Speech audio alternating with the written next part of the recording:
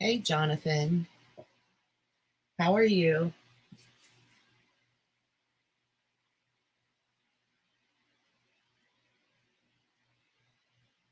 I have quite a bit of lag right now, so it's taking a while between when I say what I say and um, when you hear it. So I'll try to keep that in mind. You're good, good. Thank you for clicking the like button. I just wanted to come on for a little while and talk about two of the shows that I've been watching, see if anyone else is watching them. What'd she make, Jonathan? What'd your mama make for dinner?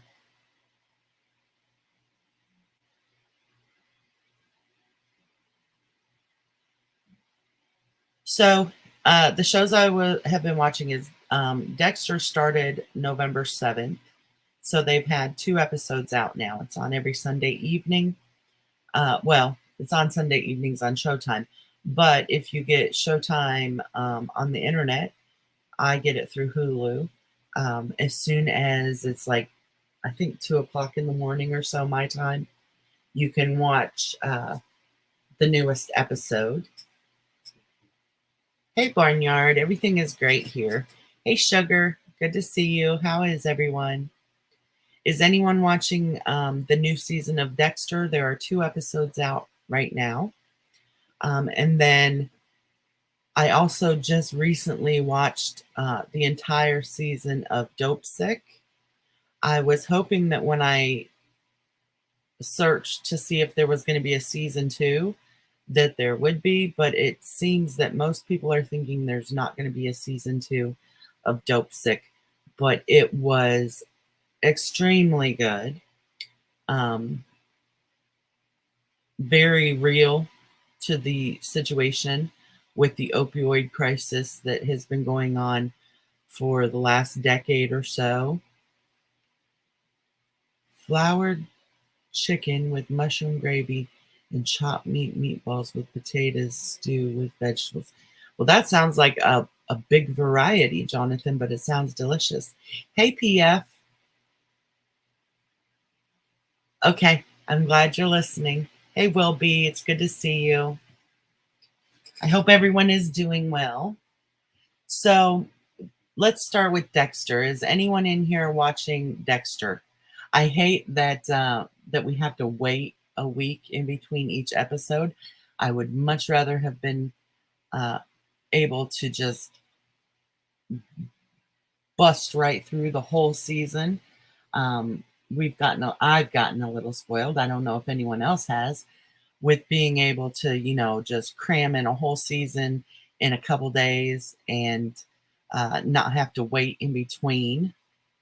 Sugar, you're watching it? Okay, good. Um, so far we've got two episodes. The first episode, I have to say, the first time I watched it, I was a little bit disappointed. But I went back and watched the first episode again, and I liked it a lot more the second time around. Here's what I think I was missing that first episode. I was missing, first of all, I had just binged like the whole series of the original Dexter before November 7th so that I would have it like in my system, right? So the first episode of Dexter, this new series, The New Blood, um, I missed all that. Well, I missed Miami, first of all. Miami was definitely a more lively, colorful, vibrant scenery for the show.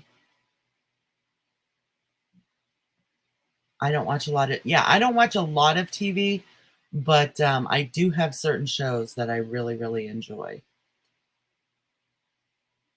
Yeah, I've been looking forward to Sunday too, Sugar.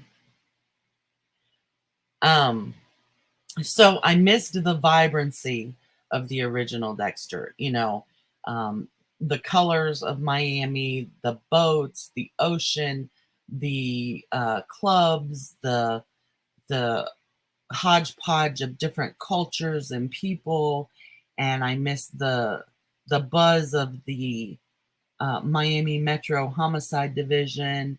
Um, I missed all of that. What I realized about the first episode of Dexter is that it seemed very cold, bland, lonely. Um, nothing going on, no vibrant colors, no nightlife, no anything. So it's a stark difference between Dexter and Dexter New Blood. So I was a little bit disappointed at that, but what I realized is it wasn't so much disappointment. The second time I watched it, I felt better about it. It was just such a huge change in the area that this was taking place in. It felt very lonely, very colorless. It takes place in, I believe, Oregon. I think Oregon or Washington, one of the two. I can't think right now about that. But yes, just gray and colorless and cold and all of that. So I missed that. What I also missed was I missed Harry in the background. Harry always talking and everything. Harry has been replaced by Deb, which at first I was like, no, this is not the Deb I knew and loved, right?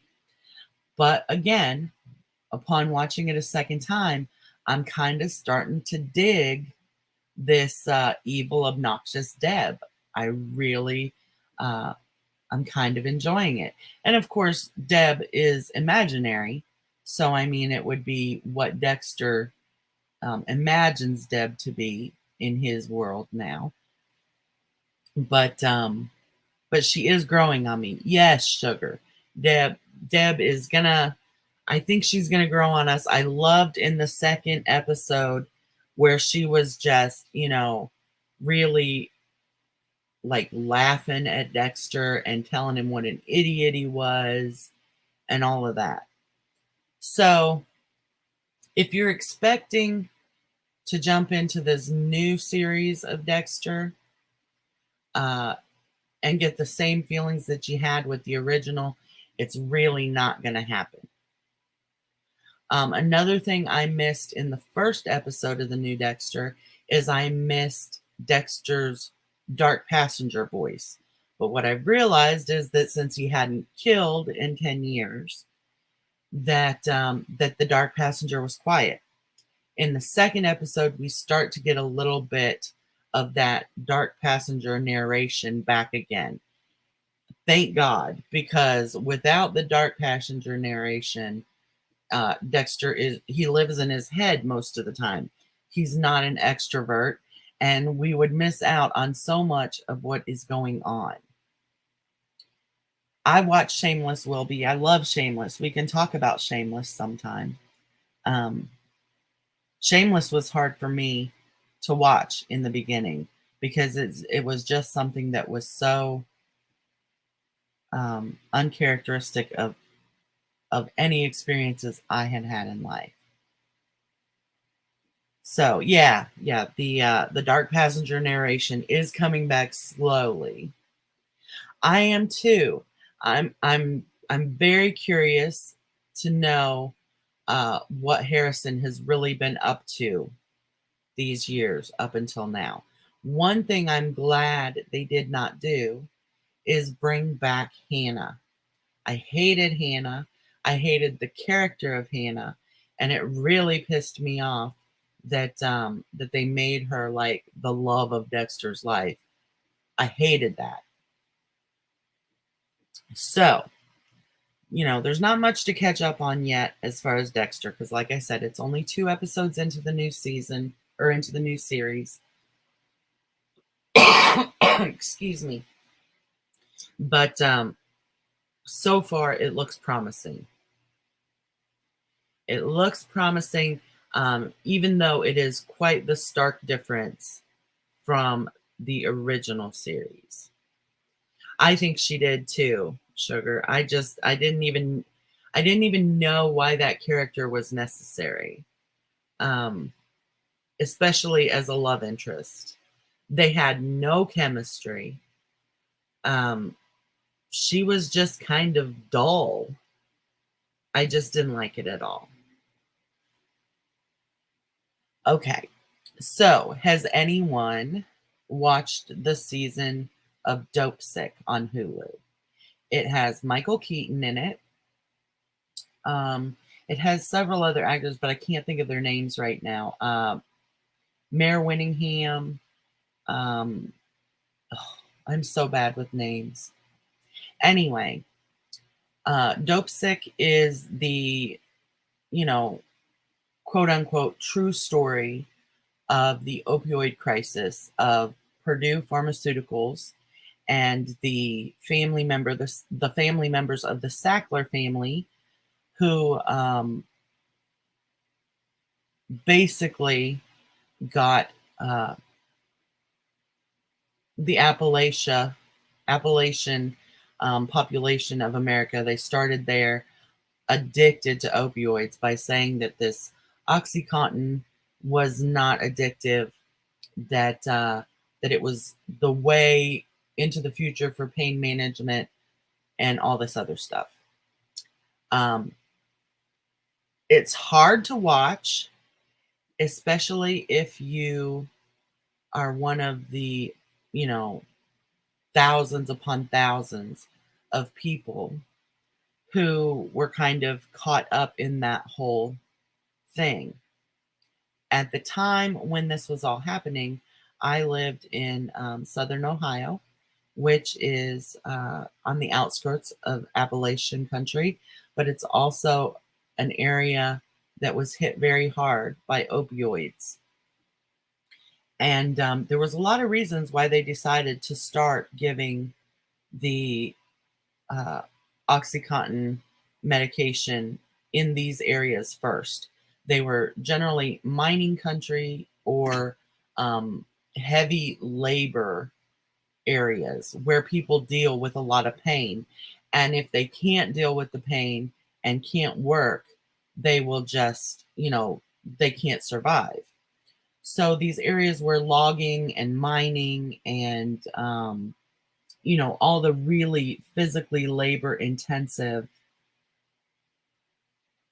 jobs were, where there are lots of on the job injuries like back injuries or knee injuries or a broken bone or whatever. They decided to start using these opioids there first.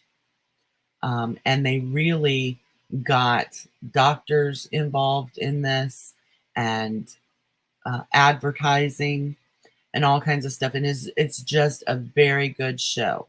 Actually, the only criticism I would have of it is that having lived in an area where where this was commonplace and living through it, I don't think they showed enough of how much it destroyed communities and families and the crime rates and the death rates.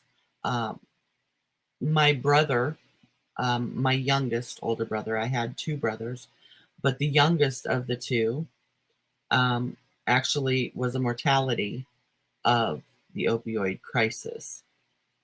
And it's one of the reasons I moved away from the area. I mean, I met Luke and everything and moved away, but also because not being part of that whole scene, I'm not into drugs. I'm not, and not that a lot of, and here's the thing that really bothers me, I guess, about the, the whole opioid crisis is that I say I'm not into drugs and all that, but you know what? Most of these people weren't into drugs. They were not your average drug abusers. These were people who were assured that they were being put on a medication that could alleviate their pain, make it possible for them to have their life, um, continue to work, continue to do things that they enjoyed, like fishing or whatever, hunting.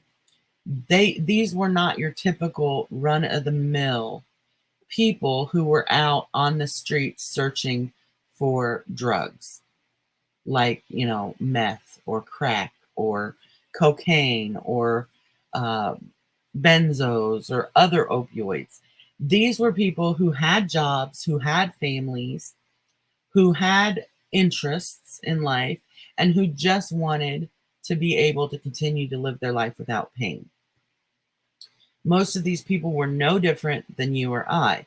They went to the doctor with, uh, you know, a sprained back or, gosh, a work injury, something fell on their foot, or they broke their wrist.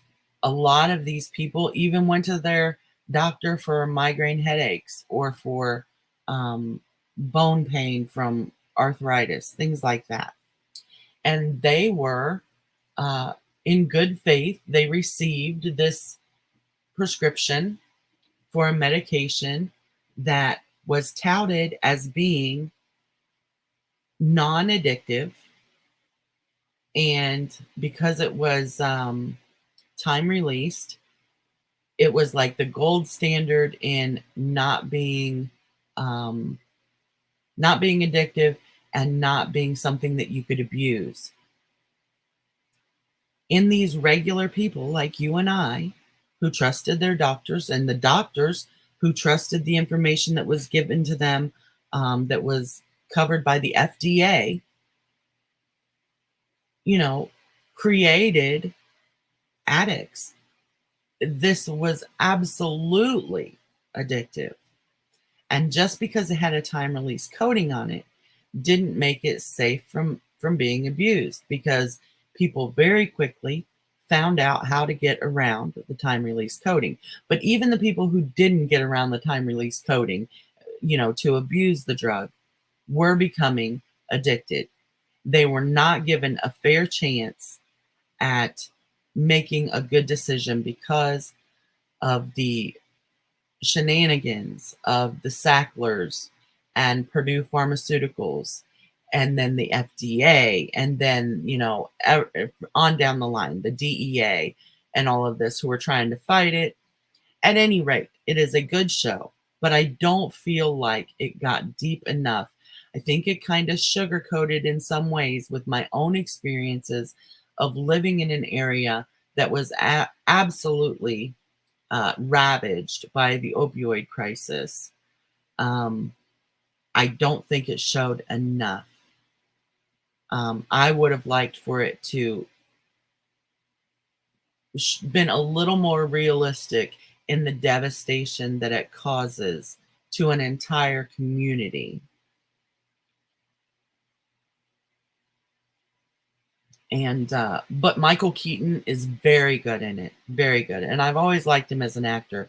And I can't decide if I like him better as a comedic actor or as a dramatic actor. But at any rate, he's very good in it. I was hoping that I would find out that they already had signed on for a season 2. I don't think that they're going to have a season 2. I wish they would. So I haven't been reading the chat because I was talking, but OxyContin is a terrible drug. That thing has killed a lot. Thanks for telling me about the show. I saw the show called Resident Alien. I think you would like. I have to look it up, Jonathan. Yeah, they passed it out like it was candy. They were actually, giving a lot of kickbacks for highest sales and things like that. They were sending doctors on these all expense weekend seminars at fancy places. Uh, it's just when you watch the show and realize all the bullshit that they put out there, um, it's angering, very angering. And the thing is, a lot of these people then, when they came off OxyContin, and here was the real dilemma. There are people who needed that medication. And it did change their lives. And when these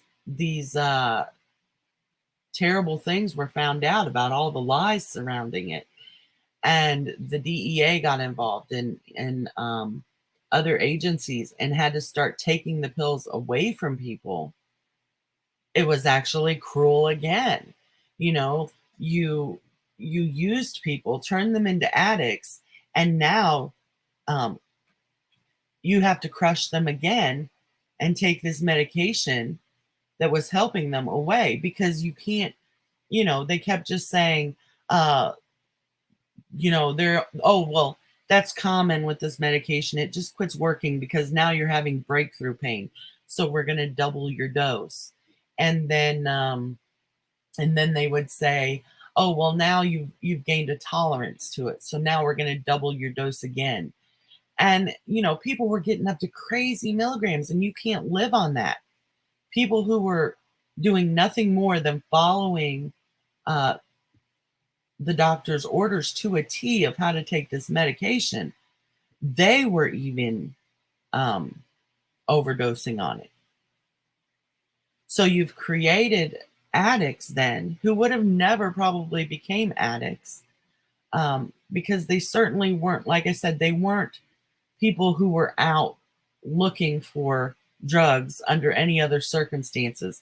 These were people who saw their doctor, who followed all the doctor's instructions, who were interested in just being able to continue working. They didn't want to get high. They didn't want to take a bunch of pills and get lost for the weekend at a party. These were just everyday normal people looking to be able to live their lives in as little pain as possible. And they thought they were doing everything right. And now you've turned them into addicts, and now you're going to take it away from them.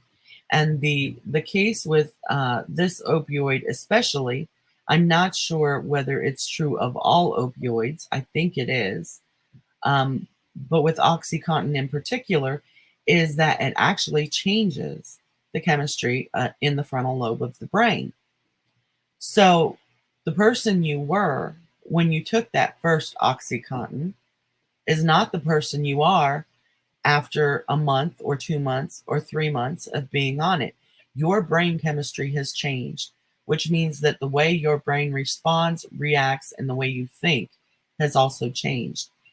And this was another cause of the tremendous addictability of the drug. It actually seemed to somewhat program the brain to always want and need more.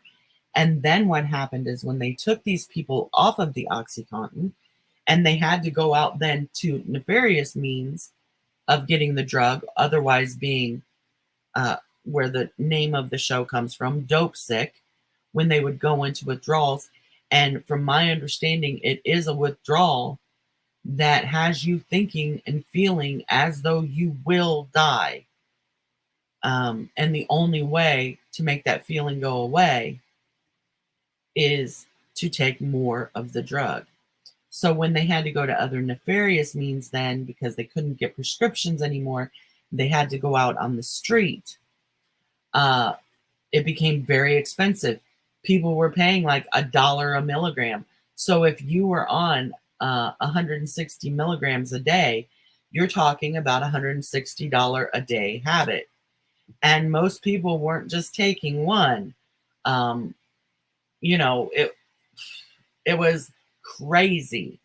And there would be dry spells where people would buy it up, and then there would be a crackdown somewhere and someone's pills wouldn't come through and all of this kind of stuff. Anyway, so yes, as Sugar in the Raw says right there, when they took the pills away and they were no longer able to get them on the street, or when there would be a period of time where their dealers were dry, someone said, you know what? Here's heroin. And it's a whole lot cheaper. And it's, it'll keep you from being sick. And it's a really good high too. And that is exactly what happened with my brother. He was on pain medication for a hip injury from working. um, he did drywall. He fell from a scaffold, hurt his hip, went to the doctor, got medication.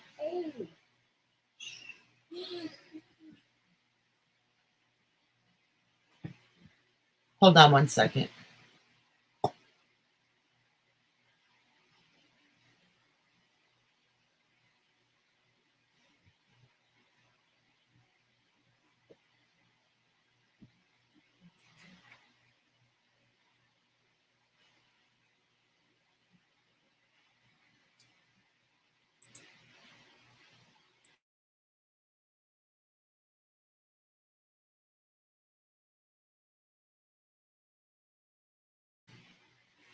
Okay, sorry about that. Um, I forget where I was. Uh, where was I? Oh, hurt his hip, went to the doctor, needed to still work because that was his livelihood. He had his own business and got put on this. It worked amazing for him. Then it would quit working. And then they'd raise it and it was amazing for him. And then it would quit working. And on and on and on. And by that time, he was addicted. And my brother was no stranger to addiction up until that point. He had been an alcoholic. He had gotten off of alcohol. He had been off of alcohol for like 9 years. He had been sober. And so, for someone who already had the propensity of addiction, and then to have this uh, initiated, it when they took him off of it, he tried, he would try to buy Vicodin or try to buy other Percocets or whatever. None of them helped the way that OxyContin did. And eventually it led him into heroin. And he died of a uh, fentanyl, carfentanil overdose, trying to get heroin. They were cutting it with fentanyl and carfentanil, and that's what he overdosed on. And this was such a crisis in the area that I lived in that my brother couldn't even. Uh, he had to be taken several counties away because there was no room for any more bodies in our county. And so the medical examiner had to take him several counties away because freezers were full and there were so many people who had passed, who had overdosed. This, you're talking about a small area in southern Ohio, and you couldn't get into a funeral home. You couldn't get your. There were too many funerals. So, gosh, I think it was 10 days before the medical examiner could even release him. They were keeping uh, people in freezers because they couldn't even keep up with the amount of medical examinations and autopsies that needed to be done. And when I finally could get a funeral home who had an opening who could go pick him up, I believe it had been 10 days. I think it had been 10 days. And they told me, you have to get him out of here. We have no more room. We finally got his examination or whatever done. And it was like, someone needs to come pick him up immediately and move him because we are overrun. It was devastating to the area that we had lived in. Um, 2 or 3 people a day that I knew personally were dying from this at one point. And I don't feel like they showed that really well in the show. I think they touched on it a little here, a little there. One person died, And then, you had a couple people who were getting into programs to fight it. But it was nothing like the true devastation that was going on in those areas. Let me read the chat here. I got to go back up. Okay. I witnessed firsthand what Oxycontin can do. Terrible. Yeah. That's how it made me feel. High as a kite. My God, I hated that.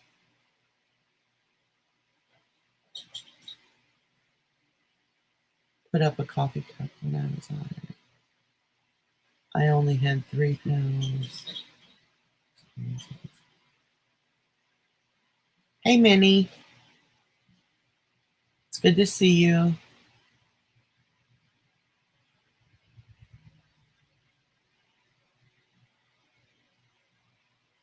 Yeah, thank you for everyone who says they're sorry, for what I went through. But the thing is that, it's such a common thing in those areas.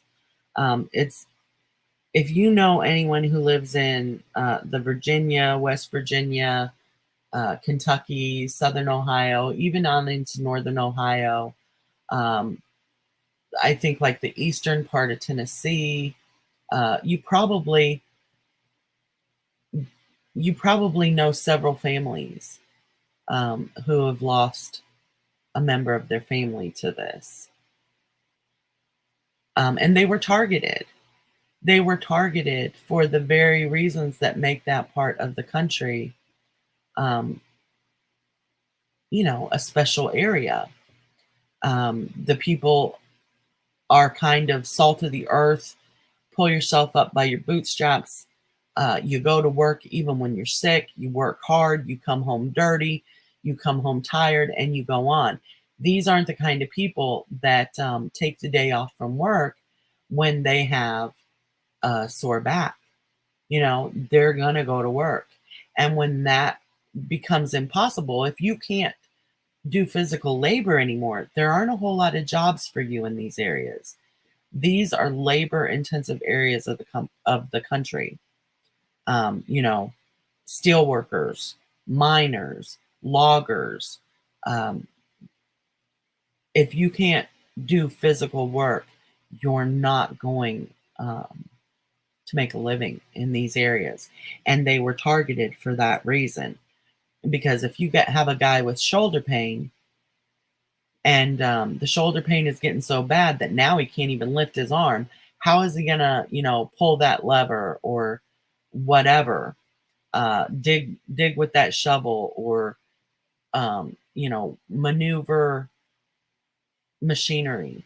He's not. If he can't move his shoulder anymore, um, he's not going to be able to work. So if you can give him a pill and he can still go to work every day, and it makes it so that he can move his shoulder, um, you've just saved his livelihood. And that is exactly why they targeted this area of the country to bring this medication out.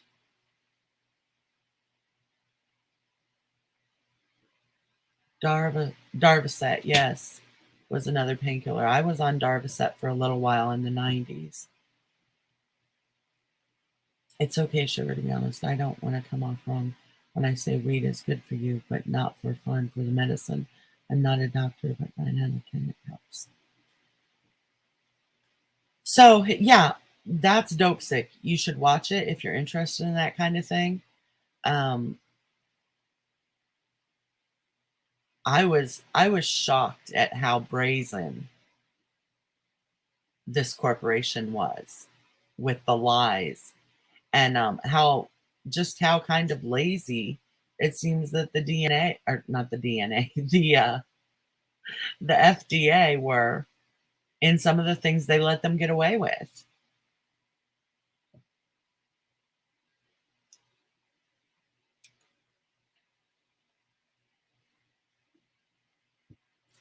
So, um, that's that. That's what I wanted to talk about. I'm looking forward. See, to it's just now Monday, and I'm already ready. I want to see the next Dexter.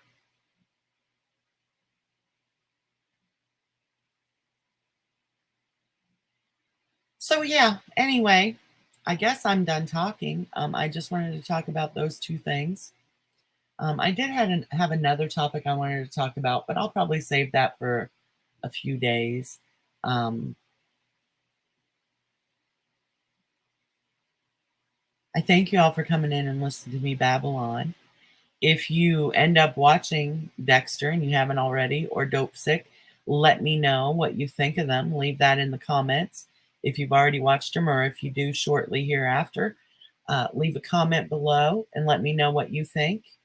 And I'll check back in with you again in a few days.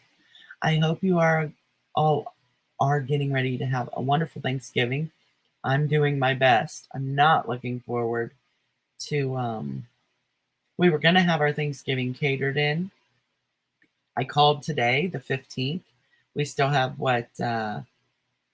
12 days or something like that till Thanksgiving, and they were already full. They couldn't take any more orders. I was like, dang. So we aren't going to get it catered in. I'm going to have to do the cooking myself. Not looking forward to that. I hate the mess it makes. It used to seem like it was worth the mess, um, but it just doesn't seem like it's worth the mess anymore. Yes, turkey and stuffing. Yum, yum, yum. Yeah, if you don't mind, leave me a thumbs up on your way out. If you haven't subscribed, subscribe and click that bell, select all. And I hope you have the night and the day that you deserve. Thanks for coming in and talking with me. I love you all. Mwah.